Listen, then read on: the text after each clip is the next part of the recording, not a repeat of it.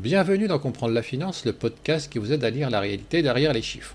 Aujourd'hui, on plonge dans un indicateur que les analystes surveillent comme un sismographe, le ratio d'endettement net, aussi appelé gearing. Un ratio simple mais redoutablement puissant. Un ratio qui peut dire si une entreprise est solide ou si elle marche droit vers un mur de dette. Car derrière ce pourcentage se cache une réalité essentielle. Qui finance l'entreprise, les actionnaires ou les créanciers?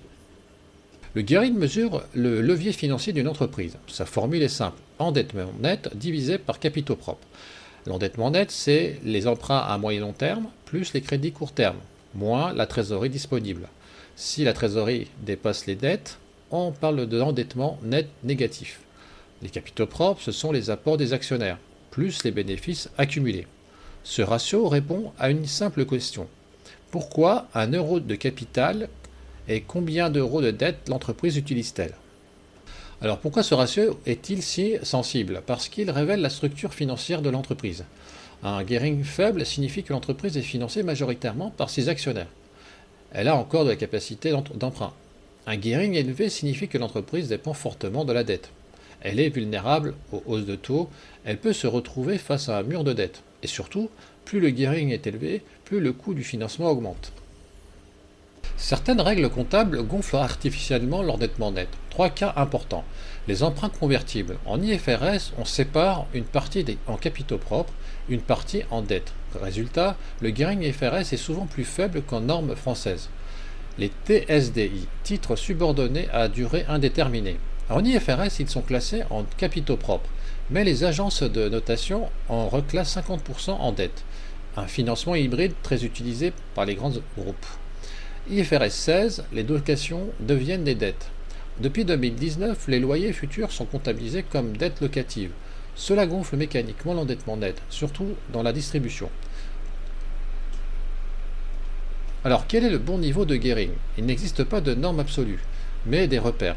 50% c'est un niveau moyen, 70% c'est le seuil d'alerte, 100% c'est la limite symbolique, et supérieur à 100%, zone de risque, sauf secteur capitalistique. Un gearing élevé n'est pas forcément mauvais, mais il doit être soutenable. Pour vérifier, on utilise un autre ratio clé, endettement net sur EBITDA. Maintenant, intéressons-nous au cas Altis. En effet, Altis est l'un des cas les plus emblématiques de gearing extrême en Europe. En 2017, la dette nette du groupe dépasse 50 milliards d'euros. Le gearing dépasse 100% dans plusieurs entités du groupe. Le ratio dette nette sur EBITDA est extrêmement élevé, et puis est considéré comme très risqué par les agences. Standard & Poor's, Moody's et Fitch ont toutes dégradé la notation du groupe entre 2016 et 2018. Le cours de bourse Altis Europe a chuté de plus de 50% en quelques semaines fin 2017. Le groupe a dû lancer un plan massif de cession d'actifs comme Tours, Télécom, Data Center, etc. Alors pourquoi Altis est un cas parfait pour comprendre le gearing? Tout simplement parce qu'il y a tous les ingrédients. Un endettement massif, un gearing très élevé, des agences de notation qui s'inquiètent, des taux d'emprunt qui montent, une stratégie contrainte et des cessions d'actifs forcées. Alors ce cas montre que quand le gearing devient trop élevé, l'entreprise perd le contrôle de son agenda. Ce n'est plus elle qui décide, ce sont les marchés, les agences de notation et les créanciers. Alors pourquoi les dirigeants surveillent-ils ce ratio comme le lait sur le feu? Tout simplement parce qu'un gearing élevé augmente le coût de la dette, réduit la flexibilité stratégique, inquiète les agences de notation et peut faire fuir certains investisseurs institutionnels. Alors pour protéger leur gearing, certaines entreprises réduisent leur investissement, vendent des actifs et limitent les dividendes, renoncent aussi à certaines acquisitions. Autrement dit, le gearing influence directement la stratégie d'une entreprise. Alors quelles sont les quatre réalités que les investisseurs connaissent bien? La première réalité, un bon bénéfice ne garantit pas un bon gearing. En effet, une entreprise rentable peut être très endettée. Deuxième réalité, un gearing élevé peut coûter des centaines de millions. Effectivement, chaque point de taux supplémentaire sur plusieurs milliards de dettes, c'est un gouffre financier. Troisième réalité, le secteur change tout. Une industrie lourde, un gearing élevé est acceptable. Le secteur cyclique, un gearing faible est indispensable.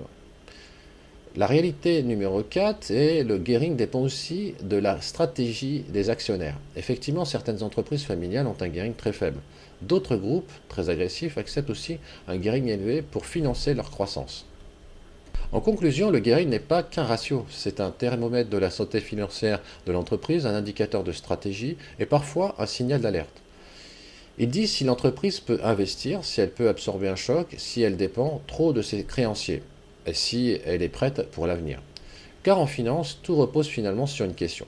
L'entreprise peut-elle rembourser demain ce qu'elle emprunte aujourd'hui?